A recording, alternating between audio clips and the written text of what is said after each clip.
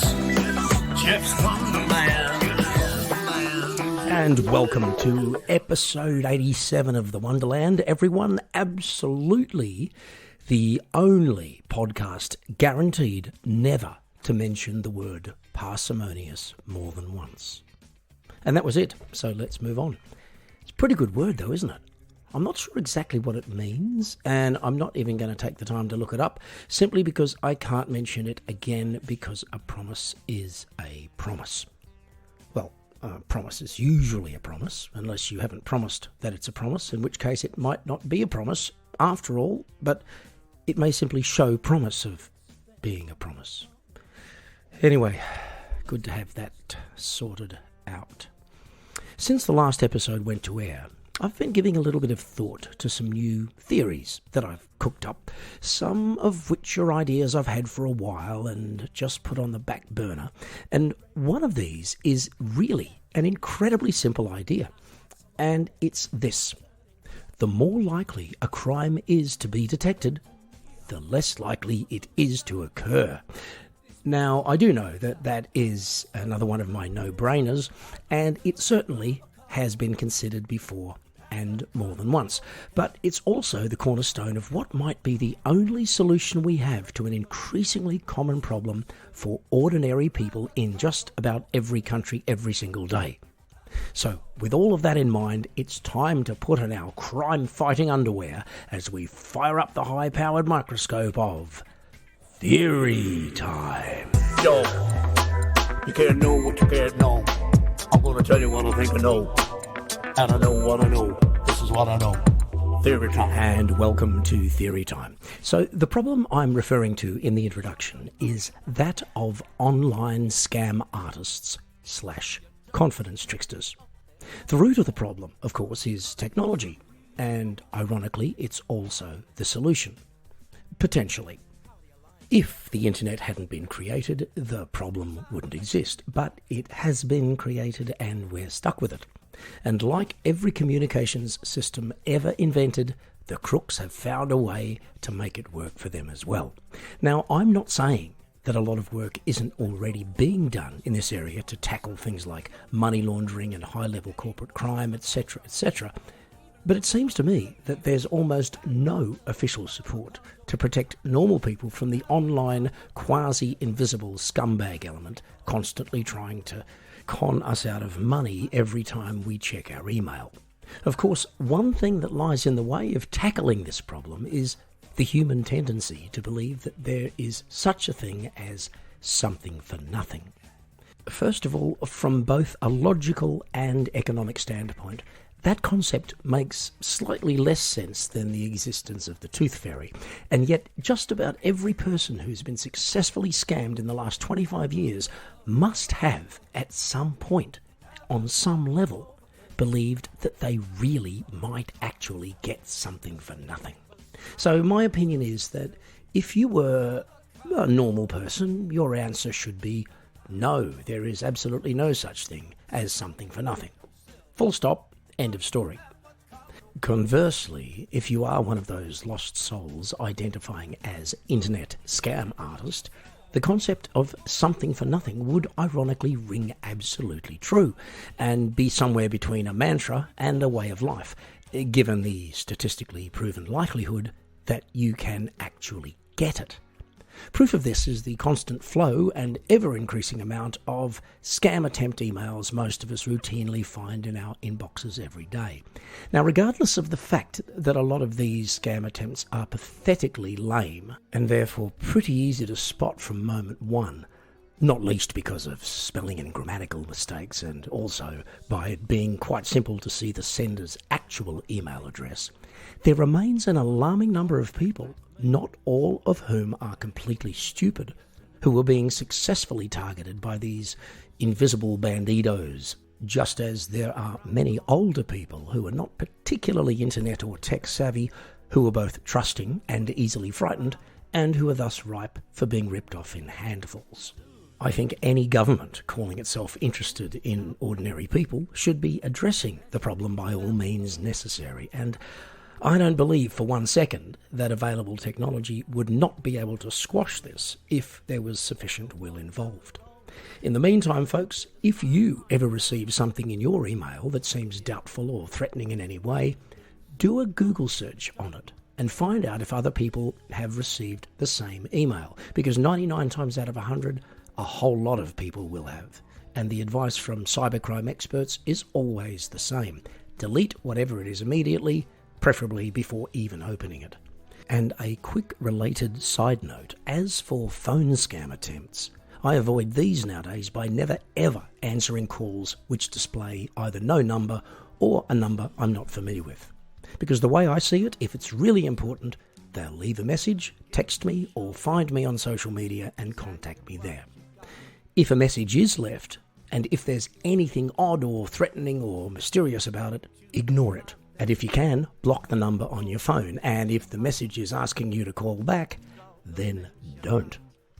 Anyway, folks, I live in hope that our politicians will grow some balls and harness the necessary technology to track these creeps down quickly and deal with them. And when I say deal with them, I do mean so severely that scamming people online becomes absolutely not worth the risk.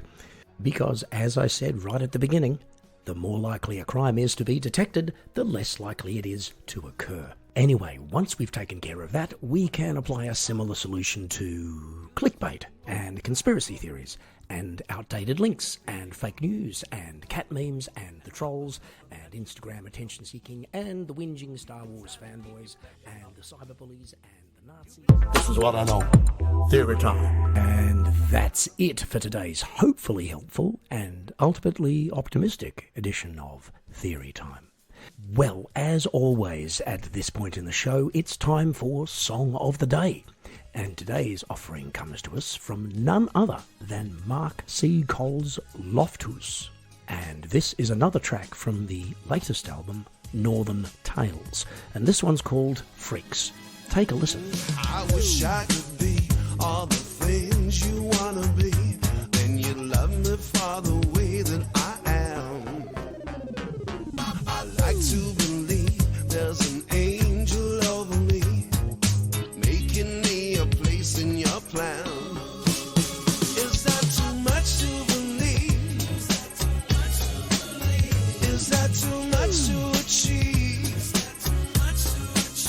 Just call me shallow and weak when I fall at your feet, like I'm a freak.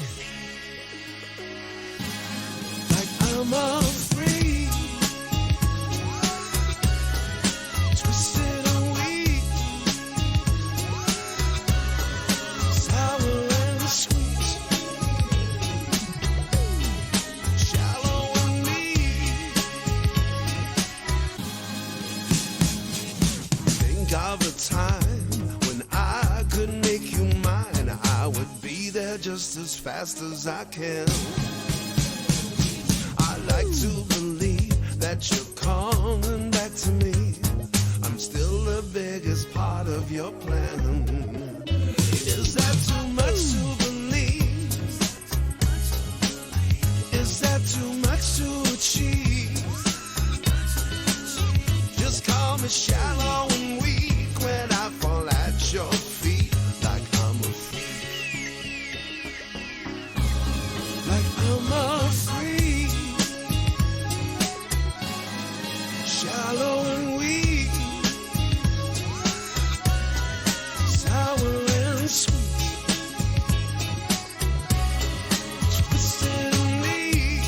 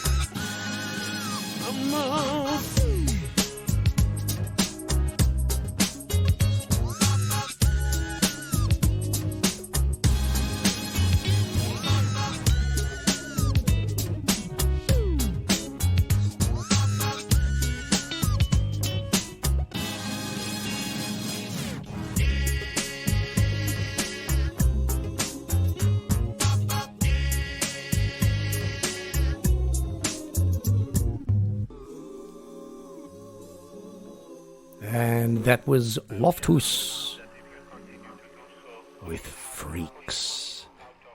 And you can check out that song again. I'm going to.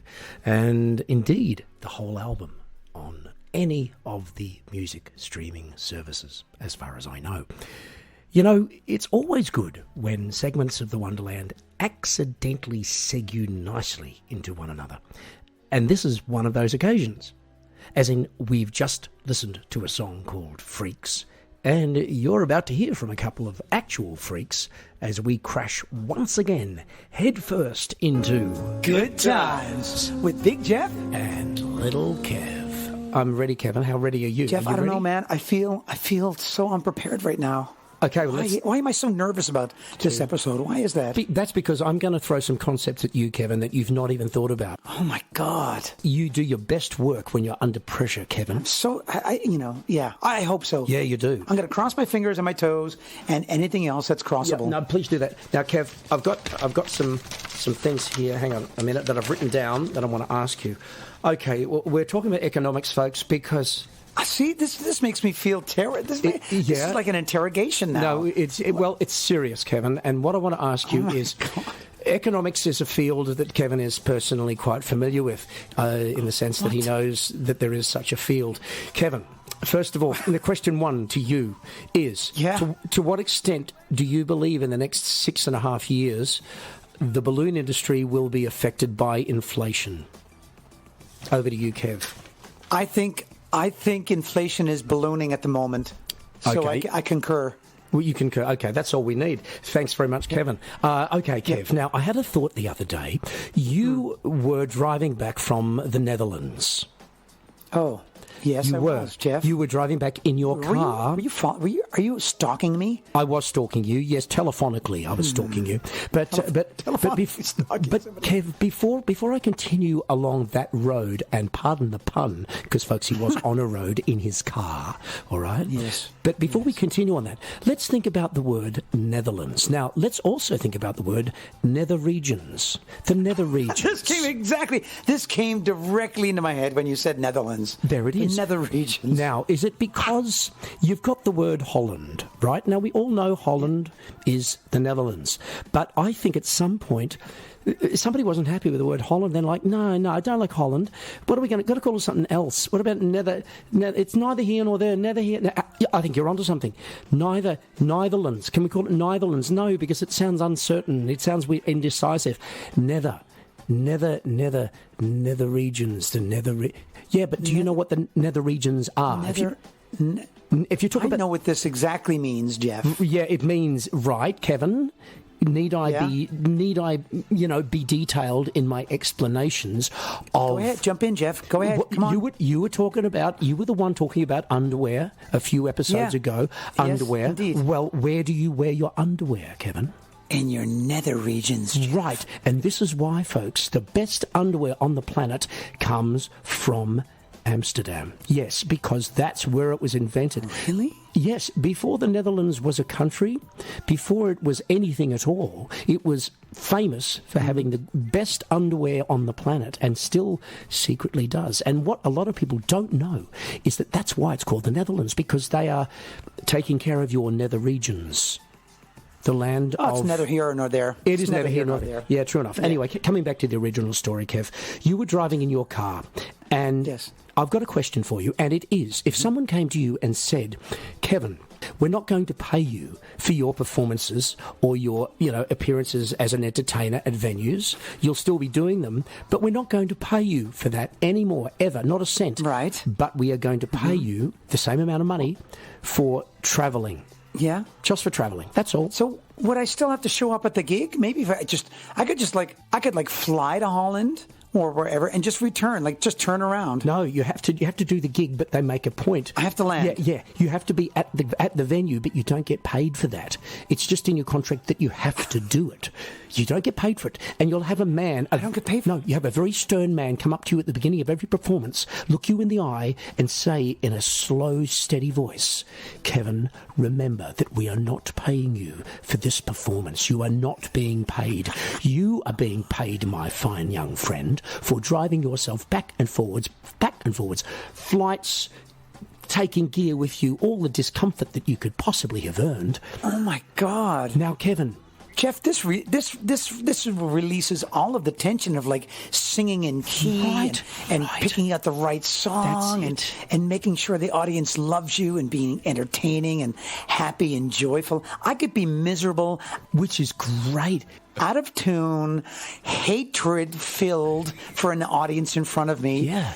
And I'd still get paid. You could be so full of hatred for your job that it would be the most wonderful, joyous experience that you could possibly imagine. Now, is that or is that not? I find that's a win-win. Good times with Big Geoff and Little Kev. Yes, indeed it was, for us anyway. And Little Kev and myself sincerely hope that you'll join us for the next exciting edition of Good Times on the next episode of The Wonderland. Okay, so we spoke a bit earlier in the show about scam emails, which of course is one of the downsides of the unscrambleable egg that is the internet. Unscrambleable. Is that actually a word? Well, I think it should be, so it now is. Yet another gift from the Wonderland to the English language. You're welcome. Anyway, another thing that regularly pisses everybody off is the pretty much proven suspicion that we are all being listened to by our devices for marketing purposes. Now, on the face of it, this does seem like an infringement of privacy, and I would say the majority of us are not entirely comfortable with it. And with that in mind, we're going to proceed directly without passing go right now to the surgically spotless examination room of Geoff's Thought of the Day. I was thinking about something, I think it was the thought of the day. I think it was the thought of the day. And welcome to Thought of the Day. Yes, being listened to by your phone, your iPad, your Bluetooth speaker, your fridge, your toaster, whatever. There is definitely something unnerving about it. But on the other hand, if we are in the market for something, is it not also maybe just a little bit useful?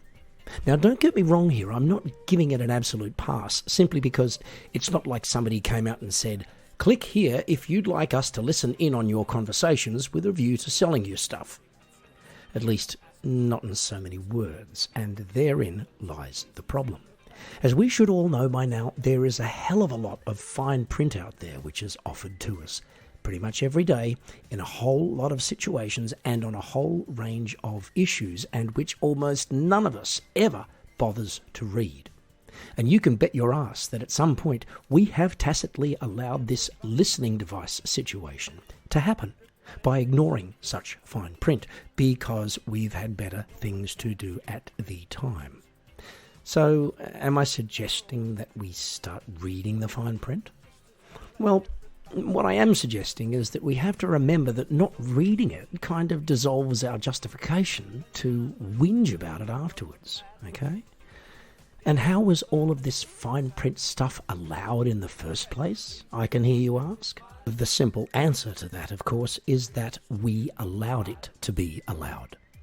Consumer protection legislation has pretty much always been left entirely to politicians and lawyers, and entirely because we, the people, can't be bothered getting involved.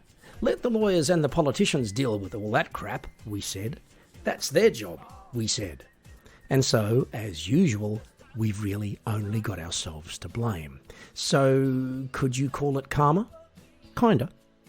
On the positive side, it does give us something to complain about, and most of us do enjoy a good moan, so it's not a complete loss. But look, given that human beings will never ever read the fine print, we'd better just make the most of our dissatisfaction with the way these things are, because there's going to be a lot more where that came from. I think it was the thought of the day. And on that slightly depressing but nonetheless brutally honest note, we say bugger off to Thought of the Day for another 2 weeks. So our next episode, which will be turning up on the podcasting platforms right on schedule Friday after next, will be the final episode in this season of The Wonderland. Now, what that means is that we will be taking a 4-week break whilst little Kev goes into rehab and I go off to a beach somewhere, while you folks get a well-deserved break from all of this rubbish. After which, we'll return with Season 6 and a brand new tsunami of thoughts, theories, songs and good times once again for your consideration and dancing pleasure. Anyway, I'll give you another reminder about that after the next show. For now, though, take care of yourselves, and I hope to be talking at you again real soon on episode 88 of The Wonderland. Gonna get back to Geoff Wonderland.